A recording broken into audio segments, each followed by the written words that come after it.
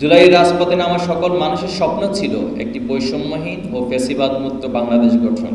কিন্তু বাংলাদেশের রাজনৈতিক ক্রান্তিকাল যেন শেষ হচ্ছে না। মুক্তিযুদ্ধ পরবর্তী বাংলাদেশকে নানা ধরনের সংকট মোকাবেলা করতে হয়েছে। বাকশাল, সেনা শাসন, 1/11 এবং এর পরবর্তী খুনি হাসিনার ফ্যাসিবাদী শাসন ফলে 54 বছরেও দেশ কাঙ্ক্ষিত মাত্রার সমৃদ্ধি অর্জন করতে পারেনি। একটি রাষ্ট্রের উন্নতি অগ্রগতির জন্য প্রয়োজন সুশাসন, মানব সম্পদ ব্যবস্থাপনা, মানসম্পন্ন শিক্ষা ব্যবস্থা, টেকসই অর্থনীতি, অংশগ্রহণমূলক সরকার ব্যবস্থা ও রাজনৈতিক স্থিতিশীলতা। কিন্তু বাংলাদেশের দীর্ঘ সময় ধরে এগুলো অনুপস্থিত। বিশেষ করে 2009 সাল পরবর্তী 15.5 বছরে বাংলাদেশের রাজনৈতিক কাঠামোগুলোকে ধ্বংস করে দেওয়া হয়েছে। লুটপাট, অর্থ পাচার, দুর্নীতি, গুম খুনের সংস্কৃতি প্রতিষ্ঠা করা হয়েছে।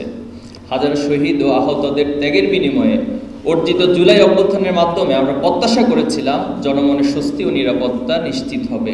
কিন্তু অভ্যুত্থানের 1 বছর অতিবাহিত হলেও সেই প্রত্যাশা এখনো কাঙ্ক্ষিতভাবে পূরণ হয়নি।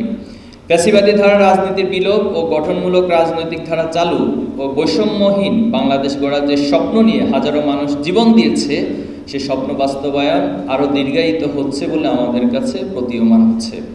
আমাদের এই উদ্বেগ নিছক কোনো বক্তৃতা বা বিবৃতি নয়, বরং এর সুনির্দিষ্ট কারণ রয়েছে। প্রথমত, ফ্যাসিস্ট হাসিনাকে যারা দানবে পরিণত করতে সরাসরি সাহায্য করেছিল, তারা এখনো সরকারের গুরুত্বপূর্ণ চেয়ারগুলোতে বসে আছে। অন্তর্বর্তী সরকার প্রয়োজনীয় সংস্কারের লক্ষ্যে কিছু কমিশন গঠন করলেও আমরা মনে করি ফ্যাসিবাদের দোসরদের পদে পদে বহাল রেখে এই সংস্কার সম্ভব নয়। ভীষণ এসি নিয়ে এলো মানিব্যাগ গ্যারান্টি অফার। 1 মাস ব্যবহার করে সন্তুষ্ট না হলে সম্পূর্ণ টাকা ফেরত। গণহত্যাকারীদের বিচার ও তার দোসরদের শাস্তির আওতায় না আনলে জুলাই অভ্যুত্থান কখনোই সফল হবে না। আহতদের সুচিকিৎসা, শহীদ পরিবার ও পঙ্গুত্ব বরণকারীদের পুনর্বাসন প্রক্রিয়া এখনো কার্যত দৃশ্যমান হয়নি। আমরা শুরু থেকে এই ব্যাপারে সরকারকে পরামর্শ ও সতর্ক করে আসছি এবং আহ্বানও করে আসছি, কিন্তু দ্রুত ও কার্যকর কোনো পদক্ষেপ আমরা দেখতে পাইনি। দ্বিতীয়ত, জুলাই অভ্যুত্থানে কাঙ্ক্ষিত রাজনৈতিক সংস্কৃতি পরিবর্তন না হওয়া আমাদের অন্যতম উদ্বেগের কারণ।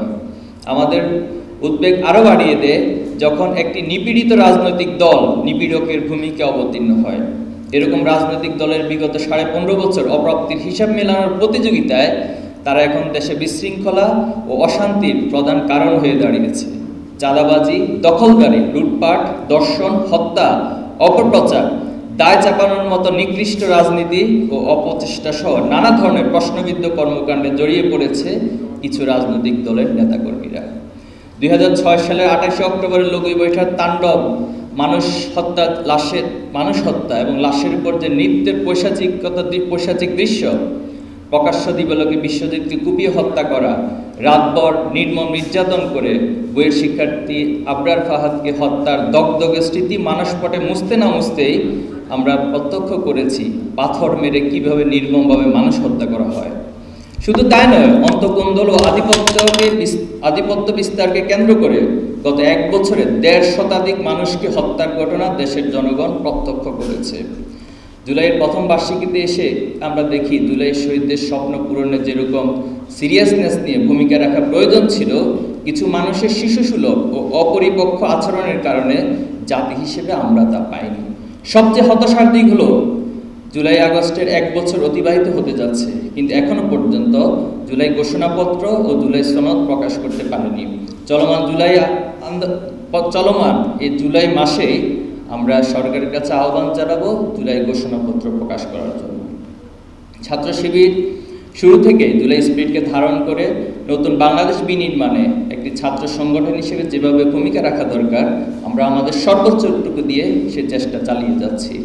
জুলাইয়ের আহতদের সুচিকিৎসা নিশ্চিতে ভূমিকা পালন, শহীদ পরিবারের পাশে দাঁড়ানো, শহীদদের কবর জিয়ারত ও দোয়া অনুষ্ঠান, জুলাই নিয়ে জনপরিসরে আলাপ জারি রাখা, জুলাইয়ের উপর স্মৃতিলিখন প্রতিযোগিতা, research conference, publication, online campaign, জুলাইয়ের উপর আলোকচিত্র প্রদর্শনী, কালচারাল ফেস্ট সহ নানাবিধ আয়োজনের মধ্য দিয়ে ছাত্র শিবির জুলাইয়ের স্পিরিটকে জাগিয়ে রাখার চেষ্টা চালিয়ে যাচ্ছে। এখন আমাদের 36 দিনব্যাপী আয়োজন চলমান রয়েছে।